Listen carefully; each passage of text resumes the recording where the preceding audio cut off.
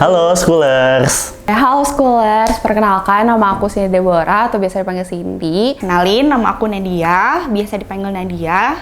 Aku salah satu teman curhat di School Fest. Aku adalah salah satu teman curhat dari School Fest juga. Perkenalkan, aku Bayu dari divisi teman curhat di School Fest. Dan kesibukan aku saat ini tuh aku lagi bekerja. Terus saat ini kesibukan aku lagi sekolah lagi S2 di psikologi. Sekarang lagi sibuk bikin konten aja sih di Twitter gitu, sama di School Fest sendiri. Jadi teman curhat di School Fest.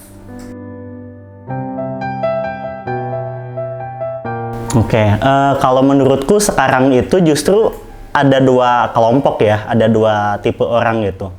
Ada yang emang masih negatif banget, tapi ada yang udah mulai aware juga sama kesehatan mental tuh kayak apa gitu. Ada yang masih mungkin belum peduli sama kesehatan mental, atau mungkin masih tabu gitu untuk membahas kesehatan mental gitu. Kayak generasi-generasi di atas kita yang mungkin masih kayak menganggap kesehatan mental itu masih tabu gitu, kayak nggak tahu nih kesehatan mental itu apa, terus gimana sih cara ngejaga kesehatan mental. Nggak jarang juga dari mereka tuh masih ada yang mikir, duh ngapain ya aku ke psikolog atau ke psikiater tuh kayaknya aku gangguan mental dan nanti aku disebutnya gila atau segala macam gitu. Tapi ada juga yang kayak dikit-dikit gitu udah ngerasa, aduh aku cemas, aduh aku stres, aduh jangan-jangan aku bipolar, aduh jangan-jangan aku anxiety, segala macam gitu. Jadi ada yang emang suka self diagnose sendiri. Tapi ada juga kelompok-kelompok baru yang didominasi sama remaja yang udah banyak dapat info-info melalui internet gitu tentang istilah-istilah kesehatan mental. Terus generasi-generasi kita itu lebih aware, lebih sadar juga sama kesehatan mental yang terjadi di masa sekarang ini. Tapi sayangnya definisi atau pemahamannya itu masih banyak yang belum tepat. Gitu. Jadi memang ada dua gitu, ada dua kelompok yang emang benar-benar aware banget, ada juga yang benar-benar kayak masih stigmanya buruk juga sama mental health gitu. Kalau untuk sekarang ini karena teman-teman remaja udah mulai sadar sama kesehatan mentalnya, jadi Oke, kalau menurut aku kondisi mental health remaja sekarang tuh kayaknya udah lebih banyak yang aware ya gitu ya. Apalagi kan generasi sekarang gitu ya, udah kayak lebih tahu, oh iya aku kayaknya di sekolah jadi sulit konsentrasi. Oh kayaknya mungkin aku punya masalah juga nih di masalah psikologisnya gitu. Tentunya dengan perubahan zaman, ada hal-hal baru juga yang bisa memicu masalah-masalah mental remaja ya. Dan dia juga buru-buru buat nyari ke profesional atau cerita gitu ke orang yang bisa mendengarkan dia gitu. Jadi menurut aku sebenarnya kayaknya kalau di remaja saat ini udah lebih aware juga sih tentang mental health mereka. Nah tapi mungkin kemarin juga waktu pandemi kan kita semua dari segala kalangan menghadapi situasi baru gitu. Begitupun yang dialami sama remaja gitu. Yang tadinya interaksi itu secara langsung semua, kemudian ada fase baru di mana semuanya pada online. Yang masih dijadiin titik beratkan gitu. Mereka tuh mungkin masih bingung kayak gimana ya mencapai orang-orang profesional yang bisa menyalurkan emosi negatifnya dia gitu. Interaksinya gitu.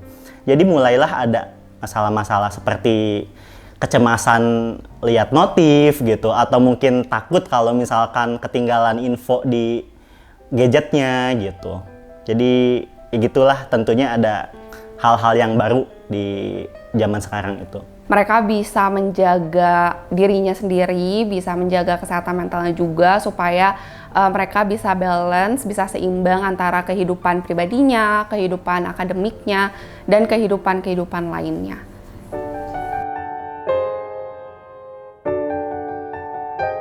Oke, yang pertama tentunya yang udah aku bilang tadi, karena perubahan zaman, karena ada kebiasaan-kebiasaan baru, ada pola hidup yang baru yang menimbulkan lebih banyak stimulus gitu. Oke, kalau misalnya buat kondisi mentalnya mungkin ini sih perbedaan dari tiap generasi gitu. Kayak tekanannya mungkin dari sekolah dulu, mungkin ada banyaknya tugas-tugas yang diberikan sama guru-gurunya. Jadi jangan dikira ya, jangan dianggap anak-anak remaja sekarang itu mentalnya lemah gitu kan, kata beberapa generasi terdahulu gitu. Enggak kok, sebetulnya wajar banget remaja mengalami itu, karena memang zamannya mereka sekarang sama zamannya kita beda gitu, sama zamannya yang lebih atas tuh beda kan gitu. Kan kalau misalnya tiap generasi itu kan ada problematika yang memang mereka miliki gitu. Misalnya ketika orang tua kita gitu problematikanya apa, ketika kita problematikanya apa. Nah, ketika misalnya udah beradu sama orang tua gitu ya, kadang tuh misalnya orang tua taunya nilai-nilai yang dipakai ketika mereka muda, tapi pas waktu sekarang nilai itu tuh udah nggak bisa lagi digunakan pada saat ini gitu. Terus tuntutan dari orang tua juga mungkin untuk mendapat nilai yang bagus, untuk naik kelas, terus mungkin buat teman-teman yang SMA gitu untuk masuk ke PTN favorit dan lain-lainnya, itu bisa menjadi tekanan-tekanan yang membuat kesehatan mental remaja tuh jadi benar-benar rentan banget sih untuk saat ini. Dan itu tuh kan jadi apa ya, slack gitu ya, kayak nggak nyambung gitu antara orang tua sama anak gitu. Nah mungkin ini sih yang jadi penyebabnya juga gitu, jadi sulit untuk apa ya, adaptasi gitu sama hal-hal baru juga gitu. Mungkin remaja-remaja sekarang walaupun kelihatannya itu kayak santai-santai, kayak dimudahkan, tapi tuntutannya lebih banyak gitu, lebih banyak hal-hal baru juga yang mereka nggak bisa tanyain sama generasi terdahulunya gitu. Jadi untuk setiap generasi di setiap masanya pasti mengalami suatu hal baru yang tidak bisa disepelekan dan mungkin nggak bisa ditanyakan ke pihak-pihak yang lebih dulu daripada dia, gitu sih. Oke, kalau misalnya yang aku lihat gitu ya dari fenomenanya gitu, karena sosial media sih gitu ya, karena menurut aku sendiri dari fenomena yang ada itu remaja seringkali punya masalah kesehatan mental karena lingkungan sosialnya. Oke, aku kebetulan punya ponakan yang usianya remaja juga ya, udah kelas 2 SMA gitu. Aku ngelihat dia di sekolah pun banyak sistem-sistem yang mungkin baru, yang beda dengan masa aku gitu. Dan kalau misalnya dari sosial media kan kita ngebandingin gitu kayak pencapaian orang lain, terus kayak misalkan dari status IG-nya gitu, kayak oh iya ternyata dia berprestasi menang inu segala macam kayak gitu. Mungkin dari sekolahnya, dari pertemanannya, dari keluarganya, itu biasanya yang membuat remaja menjadi tertekan karena banyak juga tuntutan-tuntutan yang ada, dan membuat kesehatan mental remaja itu kayak jadi kurang gitu. mungkin kurikulum yang baru ada tugas-tugas yang sebelum-sebelumnya belum pernah ada format seperti itu gitu. Kayak ada beberapa pelajaran yang katanya disatukan gitu. Terus mungkin standar-standar untuk masuk perguruan tinggi juga udah beda-beda ya gitu. Zaman sekarang ada eligible lah gitu, ada yang perankingan segala macem lah gitu. Mungkin dari tiap masanya juga beda-beda gitu. Sementara, nah tapi ternyata dia mengcompare itu sama dirinya sendiri bahwa oh aku nggak bisa jadi kayak dia yang bisa dapat penilaian baik, nggak bisa berprestasi segala macam. Menurut aku sih sebenarnya mungkin dari sosial media sendiri gitu yang cukup berpengaruh pada mental health remaja saat ini gitu. dari keluarga gitu, orang tuanya gitu, kakek neneknya gitu, ke keponakan aku itu ya tentunya punya ekspektasi ya gitu, punya harapan gitu. Kamu mau kuliah di mana gitu, kamu mau memilih jurusan apa gitu. Jadi tuntutan-tuntutan dari generasi terdahulu tetap ada, tapi satu sisi ada hal-hal baru juga yang nggak bisa dia sesuaikan dengan zaman-zaman omnya gitu, zaman orang tuanya. Itu juga jadi salah satu penyebab sih sebenarnya. Apalagi kalau misalnya si circle-nya sendiri toxic gitu ya, kayak misalnya Circle pertemanan itu tentu berpengaruh banget sih untuk kesehatan mental remaja, karena ketika kita menemukan teman-teman yang toksik juga, yang mungkin nggak baik buat kita, ya kesehatan mental kita menjadi benar-benar rentan. Kita jadi mereka tuh senang beli barang-barang yang terbaru gitu, gadget harus terbaru, terus ya alat-alat buat sekolah juga harus baru gitu, kayak buku, alat tulis segala macem gitu. Nah kalau misalkan mereka nggak bisa mengikuti dari circle-nya sendiri gitu ya, mereka akan kayak dijauhin gitu, nggak ditemenin segala macam. Itu juga ngaruh sih sebenarnya. Dan balik lagi bahas tentang ponakan aku ya, contohnya gitu. Ponakan aku itu tipikal yang lebih tertutup sebetulnya gitu, dan nggak bisa aku paksakan juga ya gitu untuk dia lebih ekspresif, lebih gimana gitu. Walaupun aku coba untuk ingatkan gitu beberapa kali. Aku ngelihat ponakan aku ini karena tertutupnya itu jadi lebih sering kelihatan bad mood gitu loh. Kadang-kadang kayak nggak berenergi gitu harinya gitu. Menarik diri, terus kita juga jadi lebih nggak mau punya trust issue gitu ya, nggak mau berteman sama orang lain lagi dan hal-hal lainnya gitu yang bisa membuat kita jadi merasa sendiri dan benar-benar nggak punya teman. Padahal kalau aku lihat beberapa remaja yang lainnya gitu, yang emang punya circle yang sehat, punya pertemanan yang sehat, yang saling mendukung gitu, dia kelihatan lebih ceria, dia lebih aktif gitu. Bahkan waktu pandemi juga nggak kelihatan sebesar itu gitu tekanannya. Karena mungkin teman-temannya itu bisa memfasilitasi dia gitu kalau dia mau sharing-sharing gitu. mungkin kita juga harus bisa gitu untuk menyaring circle mana sih yang tepat buat diri kita gitu. Kalau misalnya kita merasa nggak mampu buat mengikuti circle tersebut, ya udah let it go aja gitu circle itu. Terus kalau ada tujuan-tujuan atau mimpi tertentu, nggak direndahkan, nggak disepelekan gitu, tapi lebih didukung gitu. Jadi ngaruh banget sih. Remaja itu kan, itu fasenya orang-orang lagi butuh untuk berinteraksi yang banyak ya sama teman-temannya gitu. Mungkin untuk melatih sosial skillnya gitu, terus cara komunikasi sama teman sebaya dan sebagainya gitu. Dan masa-masa puber juga kan gitu, butuh banget temen dan mungkin banyak yang pacaran juga kan gitu. Nah di masa-masa pandemi ini, Sebenarnya kalau misalnya kondisi pandemi ini sebenarnya cukup berpengaruh ya, dimana kan yang aku tahu gitu ya, yang kita tahu bahwa fase remaja itu fase perubahan dari anak-anak ke dewasa gitu. Berarti kan sebenarnya ada satu fase yang bisa dibilang dikatakan terlewat gitu, apalagi kan pandemi ini lumayan lama gitu ya, ada 2 tahun gitu.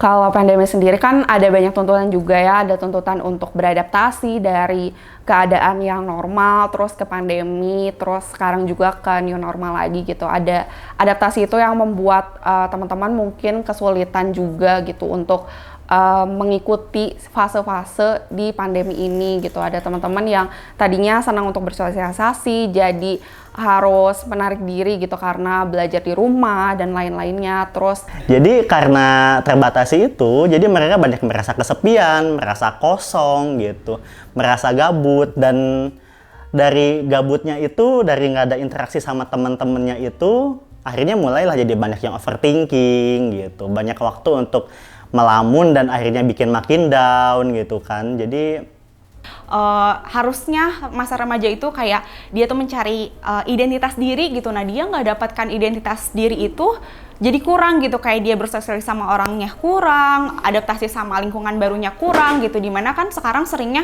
adaptasinya ya lewat video call atau sosial media aja gitu, dan itu tuh interaksinya bisa dibilang kurang aja gitu buat seharusnya mereka gitu. Apalagi kalau misalkan anak-anak kan, ya maksudnya remaja itu kan harusnya mereka berinteraksi secara langsung gitu. ada yang teman-teman juga mungkin sebelumnya di sekolahnya nggak terlalu banyak tugas atau mungkin agak lumayan santai juga gitu, tapi setelah pas pandemi ini kayak lebih banyak tugas-tugas yang menumpuk, terus regulasi waktunya juga, manajemen waktunya juga jadi kurang baik dan hal lainnya. Pokoknya saat pandemi itu benar-benar banyak kemampuan-kemampuan yang sepantasnya gitu bisa dipelajari lebih mudah, tapi jadi lebih sulit gitu karena nggak ada interaksi langsung. Oke, kalau misalnya masalah umum yang terjadi sama remaja itu, remaja itu banyaknya yang aku lihat tentang rasa percaya diri. Apalagi dengan era media sosial sekarang kan kita mudah untuk melihat pencapaian orang lain ya gitu. Orang lain kan mungkin banyak yang cenderung senang untuk menunjukkan pencapaiannya gitu. Dan untuk teman-temannya yang sebaya itu jadi misalnya tuh apa ya, kayak regulasi emosi gitu ya, kayak mereka tuh kadang mungkin nggak tahu gitu perasaan yang mereka alami tuh apa gitu, kayak oh iya ternyata mereka merasakan ini tuh, mereka tuh nggak nyaman tuh, cuma taunya nggak nyaman tapi kurang tahu, oh iya ternyata aku tuh sedih, oh iya ternyata aku tuh marah, oh ternyata aku tuh kecewa gitu. Jadi mungkin hal-hal tersebut gitu yang perlu mereka juga berusaha untuk keluarkan gitu. Mungkin itu juga tergantung sama apa ya, pembiasaan di rumah juga gitu ya. Mungkin kan kadang juga orang di rumahnya kayak kamu nggak boleh nangis ya karena kamu anak cowok gitu misalnya gitu. Jadi kan nggak terbiasa untuk meluapkan emosi juga gitu. Nah itu juga coba aja kayak dirubah, oh iya ternyata untuk mengeluarkan emosi itu bukan cuma terlibat dari satu gender aja, tapi semua gender pun bisa gitu untuk mengeluarkan emosinya gitu. Oke, sesuai fenomena ini pasti remaja itu seringnya banget untuk membandingkan diri sama orang lain sih. Jadi kalau yang bisa mengolah dengan baik jadi motivasi, tapi kalau yang membawanya ke hal negatif kan malah jadi suatu tekanan gitu loh. Jadi itu sih mungkin pertama tentang kepercayaan diri, rasa insecure gitu. Terus merasa dirinya benar-benar di bawah orang lain. Terus teman-teman juga seringnya untuk melihat pencapaian-pencapaian orang di sosial media juga. Terus melihat pencapaian-pencapaian teman-teman juga di sekolahnya gitu. Udah lebih baik daripada teman-teman kayak gitu sih. Aku juga sering lihat remaja-remaja, bukan remaja aja sebetulnya, tapi salah satunya remaja gitu. Di media sosial itu pada mudah ngegas, pada mudah marah gitu. Entah karena penyaluran emosinya itu belum baik dan akhirnya disalurkan dengan hate speech dan membuli gitu di media sosial atau seperti apa gitu. Atau enggak masalah-masalah lain tuh yang aku lihat tuh apa ya, kalau misalnya ini sih di sosial media tuh kelihatannya gitu ya. Jadi aku tuh punya kayak sepupu gitu, sepupunya tuh lebih muda dari aku gitu beberapa tahun. Dia tuh punya second account gitu, disebutnya tuh RP kayak gitu. Nah aku juga tahu RP tuh dari dia gitu, bahwa oh iya dia tuh berperan menjadi orang lain, tapi banyak lah gitu hal-hal yang mungkin tweet, mungkin manifest gitu yang kalau kita baca dengan baik, dengan saksama sebetulnya nggak harus diributin, nggak harus dijulidin gitu. Tapi remaja-remaja banyak yang mudah gitu untuk terpancing gitu dengan tweet-tweet seperti itu. Ya apa namanya, dia bebas mengeluarkan segala macam di sosial media, tapi ketika ketemu langsung tuh dianya pendiam gitu. Nah mungkin itu juga sih yang jadi permasalahannya gitu. Kayak mereka tuh lebih ekspresif di sosial media kebanding di kenyataannya gitu. Jadi mereka kurang asertif di dunia nyata. Oke, pesan aku buat teman-teman semua, teman-teman Schooler di sini, penting untuk mengenali emosi kita, pahami kalau sebetulnya semua emosi itu ada manfaatnya ya gitu. Baik itu sedih, takut, marah, jijik gitu. Semua juga ada fungsinya, ada manfaatnya gitu. Jadi Oke, kalau tips mungkin harus lebih berbaik hati sama diri sendiri gitu, bahwa nggak apa-apa kamu nggak sempurna, nggak apa-apa kalau misalnya kamu beda dari orang lain gitu, karena setiap orang juga punya jalannya sendiri, punya fasenya sendiri gitu, yang mungkin memang fase ini tuh memang harus dijadiin buat diri kamu supaya jadi apa, supaya jadi lebih berkembang lagi, supaya lebih gigih lagi gitu di kemudian hari. nggak usah ngerasa takut untuk mengakui, merasa malu untuk mengakui gitu, dan mungkin bisa lebih membiasakan diri untuk terbuka gitu.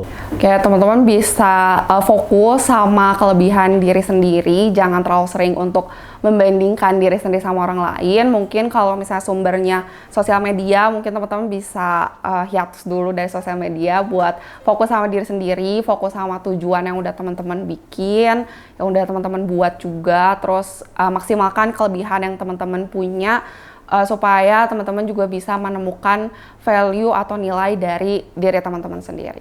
Apalagi di School Fest sendiri udah ada ya sekarang, selain teman curhat gitu yang bisa mendengarkan kalian untuk masalah sehari-hari gitu.